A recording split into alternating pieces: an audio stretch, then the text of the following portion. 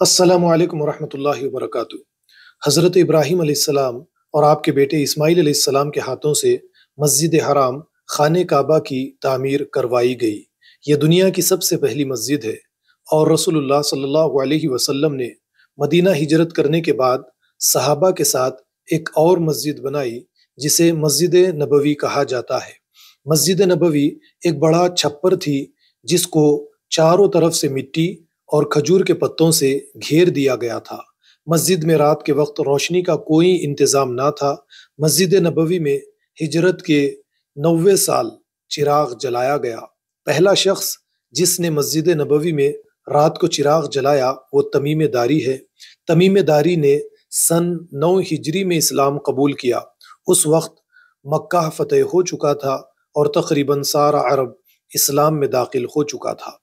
حضرت عمر بن خطاب کے دور خلافت میں رومن امپائر اور پرشین امپائر مسلمانوں کے قبضے قدرت میں آ گئے تھے اور اربوں ڈالر جزیہ ان سے ملا کرتا تھا، لیکن کبھی عمر بن خطاب رضی اللہ عنہ نے مسجد نبوی کی آرائش اور اس کی تزئین پر مال خرچ نہیں کیا، بلکہ عمر بن خطاب نے ہمیشہ لوگوں کی ضروریات پوری کرنے کے لیے مال خرچ کیا۔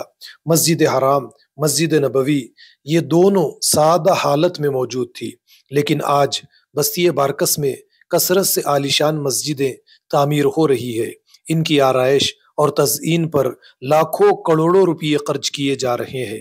ہر 2-3 گلی کے بعد مسجد تعمیر ہو چکی ہے۔ ضرورت ہو یا نہ ہو، مرحومین کے ایصال ثواب کے لیے صرف مسجد کی تعمیر ہو رہی ہے اور دوسرے بڑے بڑے کام کاج، دوسری بڑی بڑی ضروریات کو نظر انداز کیا جا رہا ہے۔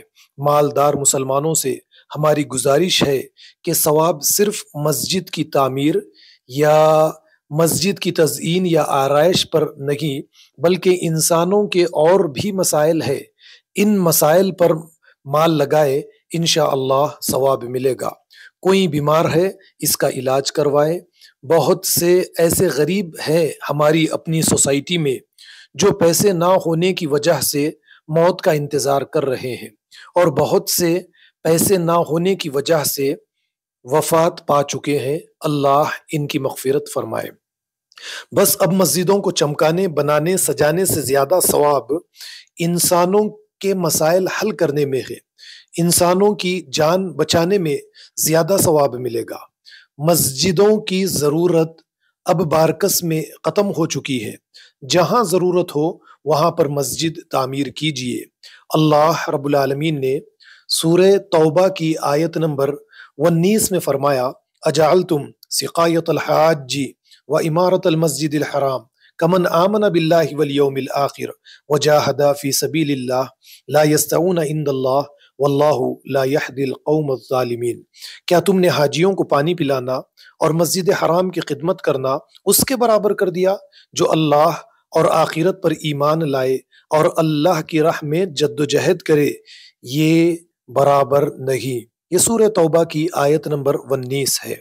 تو ہماری آپ حضرات سے اس بات کی گزارش ہے کہ مسجدیں ہر 2-3 گلی میں بن چکی ہیں اور عالیشان مسجدیں تعمیر ہو چکی ہے۔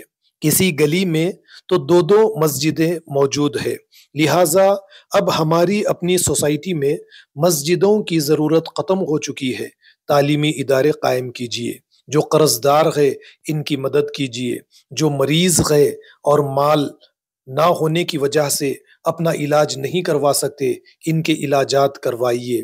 جو غریب ہے، جن کے یہاں پر رہنے کے لیے، سر چھپانے کے لیے مکان موجود نہیں ہے، مسجد بنانے کے بجائے غریبوں کے مکانات بنا کر ان کے مسائل کو حل کرنے کی کوشش کیجیے۔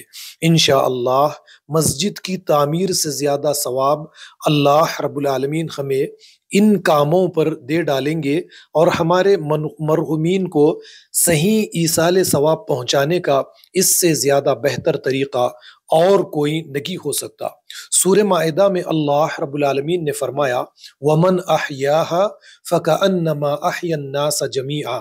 جس نے کسی ایک انسان کی جان بچائی، اس نے ساری دنیا کے انسانوں کی جان بچائی۔